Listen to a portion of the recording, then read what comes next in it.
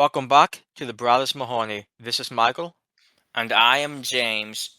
and today we are discussing Last of the Titans. Last of the Titans is a only 32-minute story that was originally released in January 2001. It was released with Doctor Who magazine issue 300, and it came on a CD. I don't know if they still do it. Some magazines back in the day used to come with CDs. Nowadays, when half the computers don't even have CD slots, I sort of doubt it. That is probably true. So maybe it's an older thing. Maybe you don't remember it, but it did used to happen. But Doctor Who magazine came with a CD that had the first part of Storm Warning, which was the first Eighth Doctor Big Finish story, which we have not listened to yet, but it's coming in the nearest future. And to get people excited for the first Eighth Doctor in Big Finish, and keep in mind, they hadn't been able to use him. They've had, I think, at this point, about 2 years or so with just the 5th, 6th, and 7th Doctors. Just, I'm sure, very big news that the 8th Doctor is coming to Big Finish at the time. So to get fans even more excited, they released a preview CD that had the first episode of Storm Warning, and as another little gift, just a small 32-minute story of the 7th Doctor, and that's what Last of the Titans is. And if you are interested in this, you don't need to go hunt down some physical CD from over 20 years ago. It is free on the Big Finish website. You can just download it. You might need to create an account, but then you can just download it and it's yours forever. So if you're interested, don't listen to us. Just go listen to the story and then come back to listen to us. And if you want an even easier option, this was actually based, much like the muted phase, on one of those unofficial audio-visual audio dramas from back in like I think it was the mid-80s. And Last of the Titans was written by Nicholas Briggs, who also was involved with and wrote the original story, which is titled Vilgreth, along with actually voicing, what did you call him, the Nth Doctor, of that sort of audio-visual unofficial doctrine type stuff. Well, that's what the TARDIS Wiki has the name as, and the TARDIS Wiki doesn't cover these in depth since these weren't official releases. Yeah, they were unlicensed, but a lot of people involved with the audio visuals later became involved officially with Doctor Who. People like Nicholas Briggs and Gary Russell, Alistair Lack. Some of the names with the audio visuals just later went on to become officially connected with Doctor Who, which, to be honest, is not uncommon. You see some writers pop up again and again. It's just a sort of small community. It's all very close-knit. It's fun times. But my point being that the original, I guess, adaptation of the story, Vilgreth, you can actually just find on YouTube. And while we did listen to that, we did listen to a piece or two here and there, and it seems like it largely follows the same. I mean, some of the quotes are like exactly the same. Also written by Nicholas Briggs, so he probably didn't need to change too much when he did Last of the Titans. So if you want, like, I guess, a side-by-side comparison, again, they're only like 30 minutes a piece, so might be interesting to do. And not only for Vilgreth, but actually from what I could tell, every single one of the audio visuals looks like it's on YouTube, which makes sense. Again, they were unlicensed. They have no right to charge for them nowadays. I'm sure back then they passed them around on cassette tapes, but we're not in the 80s anymore. It has pros and cons. But certainly, if you're interested in this very unusual, from my point of view, because I wasn't around at the time, piece of Doctor Who history, they are all online from what I could tell. And in fact, most of them aren't just 30 minutes. There are some that are actually 2.5 hours. These are basically OG, unlicensed Big Finish before Big Finish was popular. And I'll point out that Gary Russell, who was involved in at least a couple of these audio visuals, later went on to be the head of Big Finish Productions. So, hey, you saw the pirated version of Doctor Who? In 20 years, maybe you could be involved in Doctor Who officially. I was going to say he's not entirely without some influence. Apparently so. And the plot for this one, again taken straight from Big Finish, is as such. Once again, the TARDIS displays its preference for the grimy, the odious, and the dangerous. And finding himself lost and alone in the dark heart of a gigantic spacecraft, the Doctor has no way of knowing that a cosmic catastrophe is waiting to happen. And I don't know if you've mentioned it yet, but the Doctor in question who gets to enjoy the grimy and the odious is the 7th Doctor, voiced by Sylvester McCoy, and in fact he is the narrator of this story, which is told in a first person slash reminiscence point of view. There are other voice actors in it, but most of it is narrated by Sylvester McCoy. Yeah, and the other voices, there's only a handful of note. I mean, keep in mind, it's just like a 31-minute story. But Nicholas Briggs voices Vilgreth, who is one of the only residents on this gigantic, and it sounds like a really big ship. He pretty much works on the furnaces and boiler stuff, that type of handyman type stuff. My point being, he seems to be like the only guy working on this gigantic ship. And he's technically the captain of the ship, although there's no point really in being a captain of a ship if If there's you're no like also crewman. if you're the only resident of the ship. So it's kind of a pointless thing to call yourself. But hey, he's Captain Vilgreth, and don't question it because he'll notice if you do. Or even if you don't. I think the doctor is actually questioning it really, but we also have Alice Tolak voicing Operative Stalpor, who is a member of sort of a security force. He's also a lizard, but that doesn't play much part in it. Although I will point out it was kind of funny. The voice for Vilgreth has a very deep, kind of not goggly, but very close to it type of voice. And the voice that Alistair Locke gave to Operative Stalpor is a very not high pitched, but certainly on the higher pitched side. So even though there's almost no other characters besides the Seventh Doctor in this, there is vocal distinction, a very serious vocal distinction between the two other characters who appear in the main story proper. And yeah, that makes sense too. You have to make sure there's some distinction in voices to theoretically just make the audio easier to follow along with. And you can appreciate that. Now, Stalport didn't really have that many lines until the end, and you could argue it's mainly exposition. It made sense in context of the story.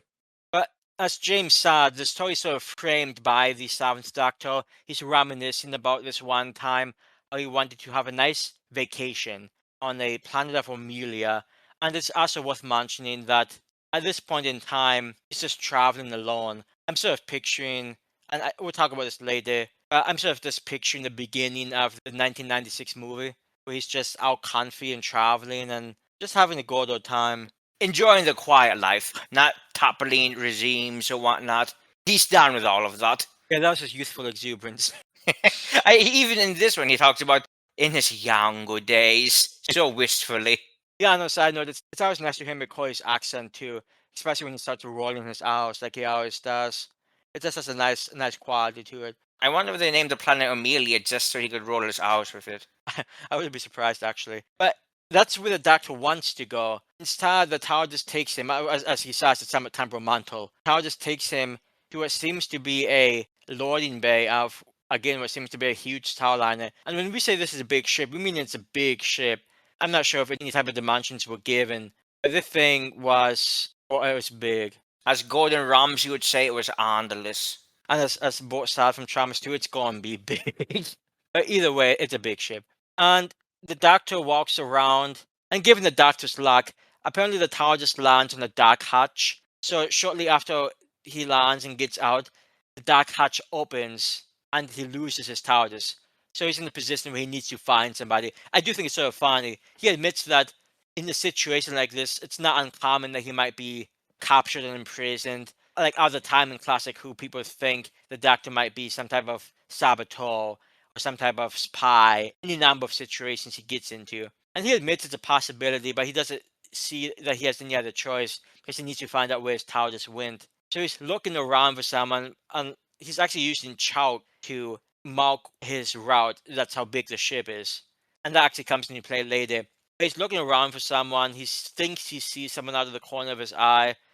He calls out, and they are, I guess, as the 13th Doctor says, the shy type. Which still might be one of the only.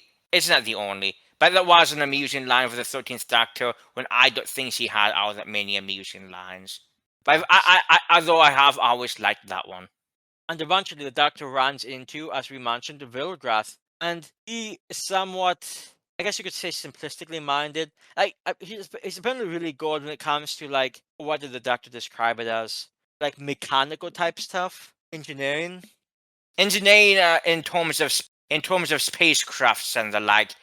As we learn later, Vilgreth grew up around a lot of derelict old spaceships. And though he is kind of simple-minded, he was able to learn a lot about engines, hyperdrives, all types of things that are beyond my knowledge. I don't know anything about engines on Earth, let alone the types of things that Vilgreth is looking into.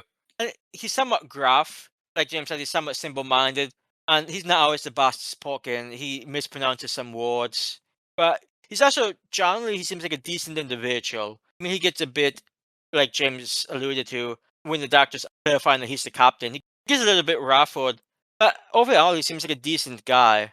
The doctor mentions that he lost his TARDIS, and Vilgreth explains that, and I wonder if it's all of the deck hatches. But Vilgreth explains that doctors are the Lachlan because the dark hatches lead to the furnace. So the idea is, oh hey, his TARDIS is now what? It's no longer operational. It's born in the furnace. The doctor thus suggests that it's generally indestructible. Technically, I think is the word he uses. And he also ponders. He always wondered about the word technically. It does prove that he actually read the manual once. Yeah, and then he threw it into his tower system. There you go. Matt Smith line if I ever heard one. That's what I think Tom Baker said at one point. That he I- disagreed with it too. I don't think he and Romana saw eye to eye in the Rebus operation. but they're good fond of each other. But Vilgreth still leads him down to the furnace, and once he sees that, oh hey, there actually is a blue box. It is sort of a funny line, like, oh, how many blue boxes do you expect to see in your furnace? But Vilgreth is able to use some type of mechanical arm type thing, pull the TARDIS out of the furnace, hence, sort of saving the Doctor's TARDIS. It wasn't really in any danger. In fact, the TARDIS wasn't even warm.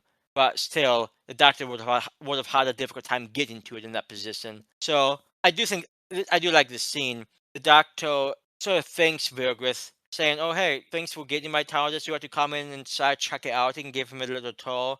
And it's just a nice small scene where he invites Vilgreth, who just did a kind act, into his TARDIS. And Vilgreth being alone, and also at the very beginning, he sort of suspected the Doctor might try to blow him up, which might sound random, but apparently that's an issue Vilgreth has. Or just mentions, oh, people come try to blow me up. I think he brushes it off under like, oh, I live here without paying taxes, and some people don't like that, which isn't really enough detail for the Doctor to understand. But keep in mind, Vilgreth is not running on all cylinders, so he's trying his best. So the Doctor doesn't really ask questions. I do like though the Doctor willing to show Vilgreth into the TARDIS, just being nice to him. Again, Vilgreth did a kindness he didn't even need to do. So it's a nice scene, and they talk a bit in the TARDIS, and we do learn a little bit more about, I guess, Vilgreth's background, though still not as much as we learn later. Yeah, Vilgreth is generally just a nice guy.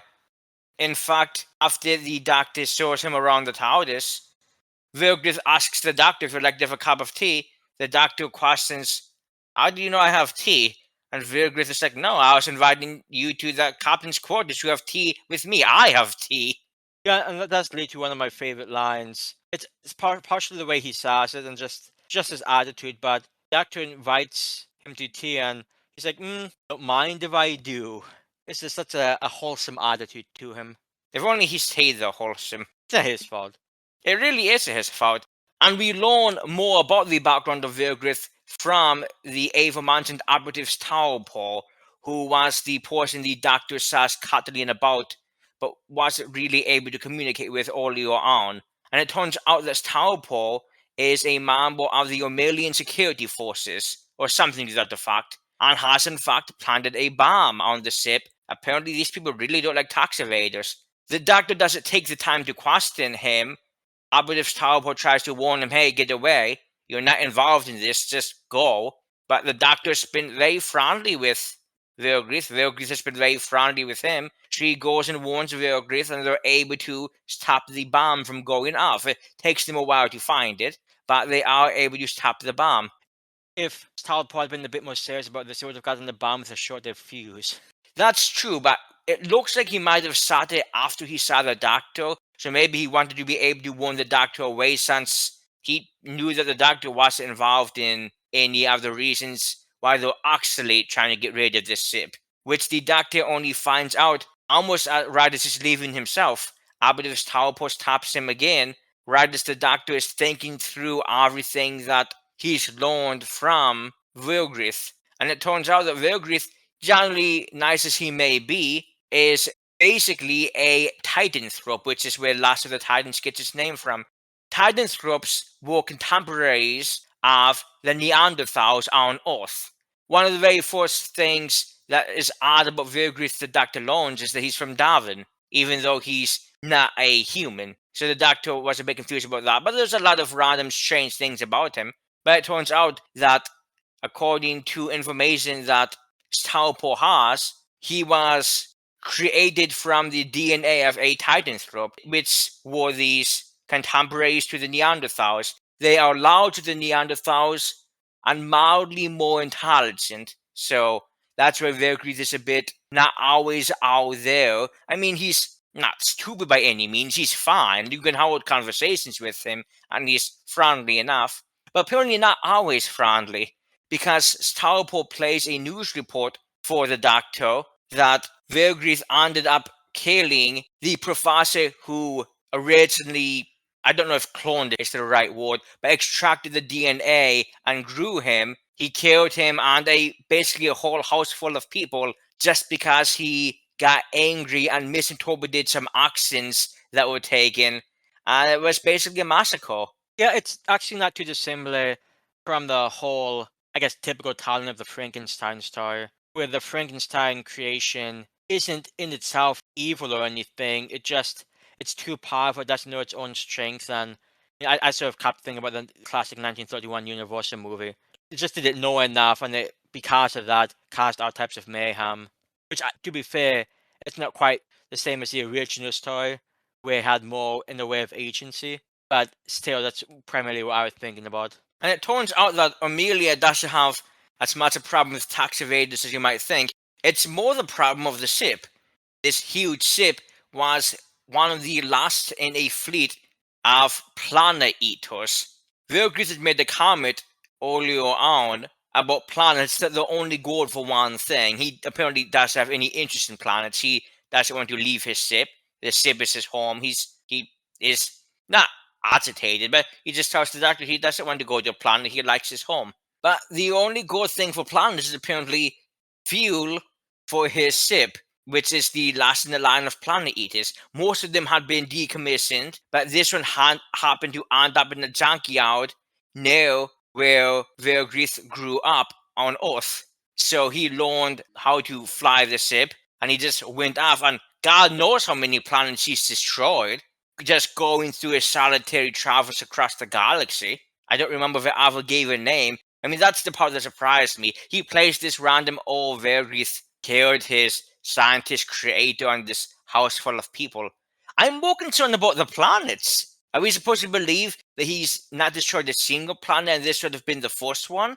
The first one being Amelia, because they're right next to it, where the Doctor had originally tried to go in the first place. Obviously, he must have destroyed other planets, but apparently the Amelian security guard doesn't care that much about them. He'd rather play some random clipper he killed his creator, as though that proves a point that you'd think the mass killing of an entire planet system would prove. That part's kind of strange. To be fair, I guess he's more concerned about just showing the Doctor the danger of this guy. Maybe he doesn't even know about other planets himself. I don't know. It's one of the things where in the 32-minute story they can only do so much, and they did try to fill a lot in at the end. Maybe they were afraid of throwing too much. I suppose that is always possible. And at the end of the day, after the Doctor realizes his mistake, because again, he's pretty genial with Vilgreth, he didn't realize, there's some major problems here. The Doctor himself actually goes and reactivates the bomb. Vilgreth appears, there's a whole back and forth, it doesn't really matter. Staupor sacrifices his life, which he had to do anyway, because his ship was actually burned up in the same furnace that the TARDIS was able to survive. Maybe he should have been a Time Lord. Staupor gives up his life to make sure the Doctor's able to escape, and the time bomb goes off, destroying this planet eater. Which, I don't know, maybe you keep it and put it in a museum, but I guess that might not be a good idea considering the type of things these are. I was going to say, considering the size of the ship, that might not be a good idea.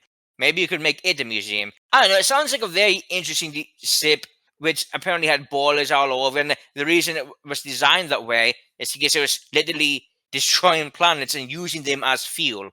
It's like a non-organic Galactus in a way, which is a terrifying thought. But the Doctor is able to get away, and I don't know if he actually gets to Amelia to enjoy the vacation as he had planned. Maybe that'll be a little spoiled for him now. But he's able to save the day. The debris of the ship burns up in the Amelian atmosphere. The planet is saved, and probably most of them didn't even know they were in danger.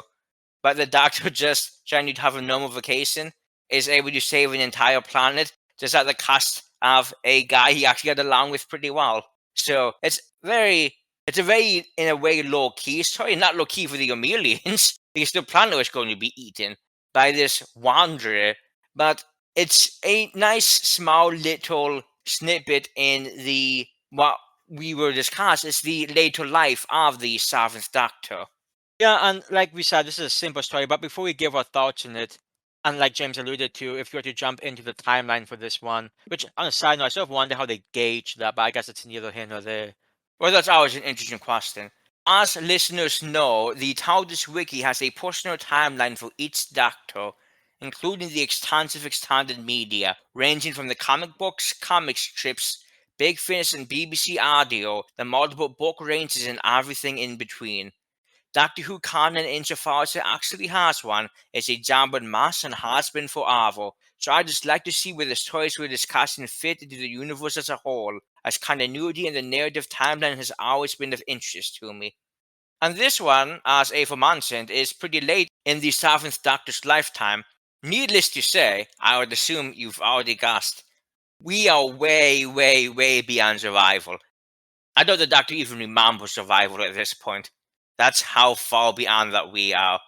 Right before this is the Big Finish story Exorcist Decays from July 2002, which was the third and final part of the Exorcist saga, which was a series of special releases featuring the 5th, 6th, and then 7th Doctor, and also Anthony Stewart Hard as the main antagonist, who I suppose it's timely in some ways, in negative ways, because he actually just passed away this month.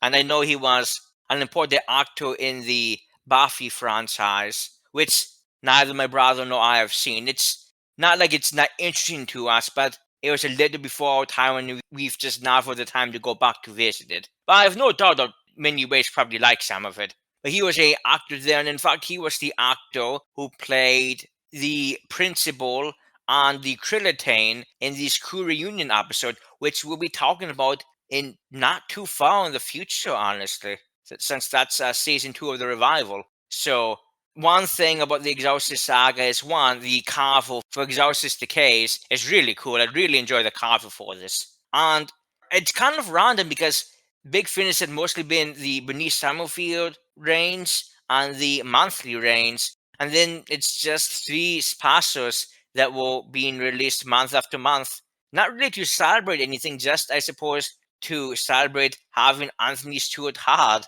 I don't know. That's the only thing I can figure out from it. I mean, Because honestly, it's valid.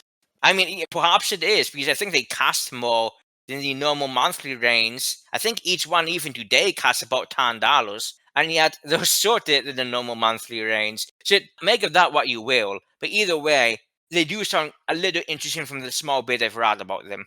But that takes place right before this story. Right after this story is Project Lazarus, which is the 45th release in the Big Finish monthly range. And this one came out in June 2003. And if I'm not mistaken, it stars not only the 7th Doctor, but also the 6th Doctor in what is the second story of the main range that involves a organization known as the Forge, which I think the first part would have been Project Twilight. I know there was another Project one later on in the main range. There was even a random book that we actually own because I buy the most random Doctor Who set you would ever know. And I forget what's the book, Project Valhalla? It's like among one of the most random books we probably possess among them. Sadly, it might not even be the most random, but it certainly has to be top 5. But yeah, it's a book featuring the Forge, and like all the others, it's a project. So, Project Lazarus, which I'm not sure how the Sixth Doctor and Seventh Doctor are going to get along, but that would be a sight to see. Yeah, I will say ever since we got, and we've had them for a while because we picked up a lot of these Big Finish things literally years ago. But the whole Excelsior series, along with this Project Lazarus, like James said, the book Project Valhalla. I forget what some of the others are. Jimmy Project Infinity is not related, but I do think some of these look legitimately interesting. And one thing I was really curious about when it comes to Last of the Titans was, I guess, the change of format from like the mainline Big Finish being anywhere from like an hour and a half to like 2 hours, a bit over 2 hours, to like a 30 minute story format. I was sort of wondering how that would transfer. And I mean, now I'm going to say the story felt about what I expected it to, and I mean that positively. I think it was nice, short, sweet. I appreciated how there was some mystery here. And admittedly, it might have been a bit exposition heavy toward the end, but I still think it generally came out well. And I do think Vilgreth was a decently solid character too. Yeah, I like Vilgreth. He just seems like a guy who wants to just live his life and be left alone for the most part. I mean, he's not unfriendly. He was Or able he's to just get showing along. kindness. I'm not sure if he's necessarily. Well, I mean, well, that's what I mean. Though he seems like a friendly guy who you mostly want to just leave alone, except for the fact that his life involves a ship that eats planets. So you can't really just leave him alone and let him go on his way. Yeah, the unfortunate thing is, I have to imagine he doesn't really realize, he doesn't really have the capacity to understand, like, other lives he's destroying. It's not that I would argue, it's not that he doesn't care, though he probably doesn't care, but that's just because he doesn't really have the capacity to understand it, in my opinion. Well, I mean, Like, even in the end of the story, when the doctor tries to convince him to think about other lives, he just flat out says he doesn't care. And that's one of the more, I don't want to say controversial, but basically the conclusion that Aberdeen's Taupo comes to, and I suppose that the Seventh Doctor comes to, is that basically Vilgreth is a evolutionary mistake who sort of exist anymore. Very much similar to the arguments made against the quasi dinosaurs in the Jurassic Park franchise in a lot of ways. That they had their time, they died out, and there's a reason for it. And the reason is that the Vilgreth doesn't have the same moral capacity in some ways to actually care about these things. And that's not his fault, but it's also still true. So it's just a rather complicated question. At the end of the day, he existed, and he was basically the last of his kind, and the doctor had to allow him to be killed. yeah, in a way, it's sort of a downer ending, I would say, which may not become as much as a surprise. I do think it's interesting. I'm trying to think of a classic Who comparison, like when the doctor lands somewhere and he quote unquote sides with whoever gets to him first in a way, or whoever he runs into first. And I'm sure there's some examples where the first group he meets might turn out to be like the quote unquote bad guys. It's not usually that black and white. Well, But funnily enough, I know of a good example, but it kind of spoils it because we haven't actually seen it.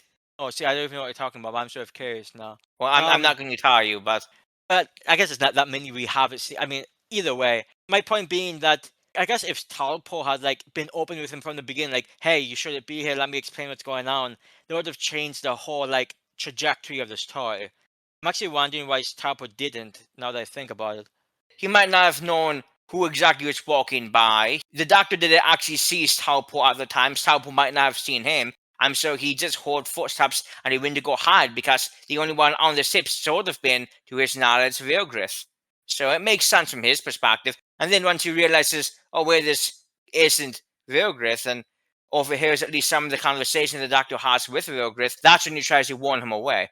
And the problem is, he was trying to warn the doctor and gave him some information, but he had mentioned he planted the time bomb first, and the doctor just goes and runs off to deactivate it without listening to anything he has to say. So maybe he should have mentioned the bomb first. Maybe It that was a does sort of mistake on give, his part. does sort of give like a bad first impression. But the doctor came around in the end, so I suppose that's all that matters. And he gets to blow up the last of his species.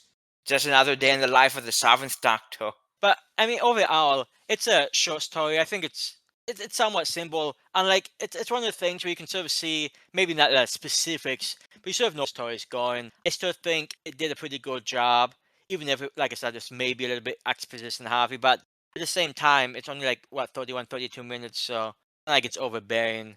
It's just noticeable when it comes up. At the end of the day, it's 32 minutes and it's free. So Why not just download it and listen to it? Or if you want to go old school, just listen to the original one from 1986. Like I said, it's on YouTube. You can find it. The audio probably won't be as good as the new version, and you're not going to have Sylvester McCoy. But if you wanted to go old school or whatnot, that's always an option too. Your reply can always be, "Don't mind if I do." But yeah, like we said, this is sort of a random one. But if you have taken the time to listen to this, or in fact, if you listen to the original audio visual, you can always let us know what you thought, either here on YouTube, or you can reach out on Twitter. I think it was sort of a fascinating one. I mean, fascinating might be a bit strong, but I do think it's quite interesting. But I guess with that said, should we just jump into what's next? What is next is another random one, but in a very different way. 1976's Doctor Who on the Pasquitins, which is the very first original audio story, which features the fourth Doctor and Sarah Jane Smith, voiced by respectively Tom Baker and Elizabeth Sladen. This one is, I think, only 43, 44 minutes or so. It was produced as though it was 2 episodes, so I suppose it's the Saturn experiment. And 76 is pretty early in the fourth Doctor's time. Yeah, I was going to say, what was even coming out around that time? Was Mask of Mandragora 76? It might have actually been in between his first and second seasons, because Doctor Who and the Pasquitins came out July 76, and the season that Mask of Mandragora was an opener for started in September of 76. So it was maybe a little of an in-between season gift to the fans, which, of course, when it originally came out, it came out on vinyl. We're talking about 76. And the cover is absolutely ghastly. Hey, ghastly might be a bit true. I was going to say strong, but no, it's true, bro. There's a charm to its ghastliness. Charm there may be to the ghastliness, but it's going to be interesting to compare Big Finish audio production to what other official audio production sounded like back in 76. And there have been other Doctor Who audios that have existed in between, well, Doctor Who and the Pasquitins, which again is the very first one, but also Big Finish. The third Doctor, John Pertwee, had 2 audios on BBC Radio, which came out in the 90s. The sixth Doctor had a random audio in between his first season and the Trial of a Time Lord season. So BBC audio things existed before, but this is going to be the very first one, and I think it's going to be a most unusual experience from everything. Granted, it's not been much, but from everything I've heard about this one. And given it's the very first audio-only Doctor Who type experience, because, I forget, did Exploration Earth, that came out after, right? Exploration Earth, which was a 22 or so minute thing, came out in October of 76. And if I'm not mistaken, it's been a long while. But when we were doing the Mask of Mandragora one, I think Exploration Earth was a thing that happened right before Mask of Mandragora. Either right before or right after. I think we talked about it in the timeline. I do vaguely remember that, yeah. And how I remember something that random is the joys of the timeline section of our program. But up next is going to be Doctor Who and the Pasquitins. I have no idea how that's going to go, but I guess we're going to see then. Like I said, I'm personally fascinated. I'm interested to see how it goes, but yeah, if you're interested, check us out. And again, as always, thanks for listening. This has been the Brothers Mahoney. I'm Michael. And I've been James. And may you all have a good day. Don't mind if I do.